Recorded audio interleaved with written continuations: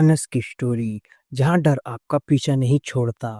सोचो, रात के 2 बजे तुम अकेले हो और कोई तुम्हारे पीछे धीमी सांस ले रहा हो।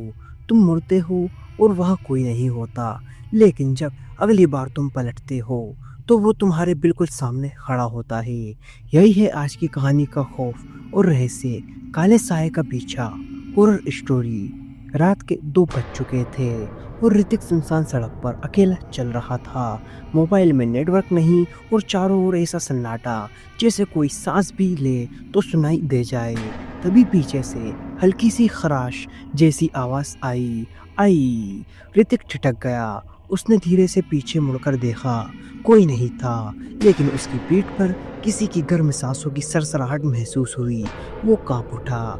ऋतिक धीरे कांपती आवाज में, कौन है? मजाक मत करो। कोई जवाब नहीं आया। अचानक एक बिजली सी चमकी और उस झलक में उसे दिखा, सड़क के किनारे कोई खड़ा था, पर वो इंसान नहीं था। वो काला साया, बिना चेहरा, बिना पैर, लेकिन उसकी लाल जलती आंखें अंधेरे में साफ साफ चमक रही थी। अब तुझे लौटने की इजाजत नहीं है, आवाज आई। ऋतिक की सांसें तेज हो गईं। वो उल्टे पांव भागा, लेकिन उस साए के कदमों की आवाज उसके दिल की धड़कन से तेज थी। हर मोड़ पर वो मौजूद था, हर गली में उसकी परछाई आगे खड़ी मिलती। ऋतिक का दम घुटने लगा। ऋतिक चीखते हुए, कृपया मुझे जाने दो, मैंने कुछ नहीं किया। तू ही है जिसने मुझे नजरअंदाज किया था। अब तुझे देखूंगा मैं आखिरी बार। ऋतिक गिर गया। उसकी आंखें खुली थी, लेकिन शरीर पत्थर जैसा सख्त हो चुका था। वो साया उसके ऊपर झुका और फिर उसके मुंह से एक डरावनी चीख निकली। ऋतिक गूंजती आवाज में, जैसे किसी और की आवाज उसके मुंह से निकल रही हो, मुझे मत ले जाओ। लेकिन अब देर हो चुकी थी। अगले पल सब शांत था, बस अंधेरे में एक परछाई धुएं की तरह गायब हो गई।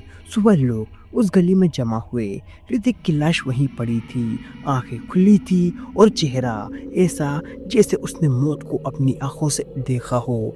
पुलिस आई, केस क्लोज किया, हार्ट अटैक बताया मौत का कारण, लेकिन गली वालों का कहना कुछ और ही था। वो साया आज भी उसी गली में भटकता है, हर रात 2 बजे किसी नए शिकार की तलाश में। अगर आप कभी अकेले उस रास्ते से गुजरे और आपको लगे कि कोई पीछे आ रहा है, तो मत मुड़िएगा, क्योंकि अगर आपने उसे देख लिया तो आप कभी दोबारा सुबह नहीं देख पाएंगे, क्योंकि वहाँ जाना अपनी मौत को बुलाने के बराबर है।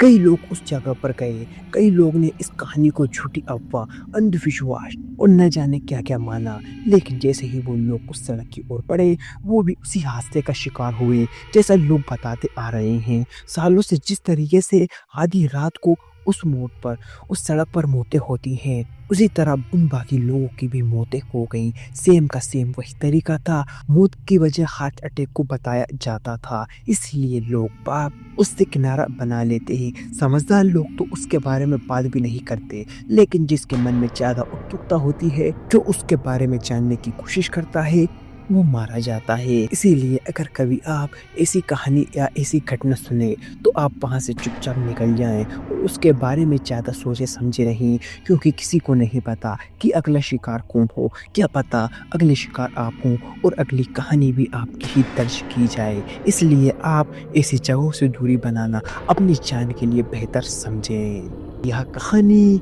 केवल मनोरंजन के लिए है। इसका उद्देश्य किसी भी धार्मिक या सांस्कृतिक भावनाओं को ठेस पहुंचाना नहीं है।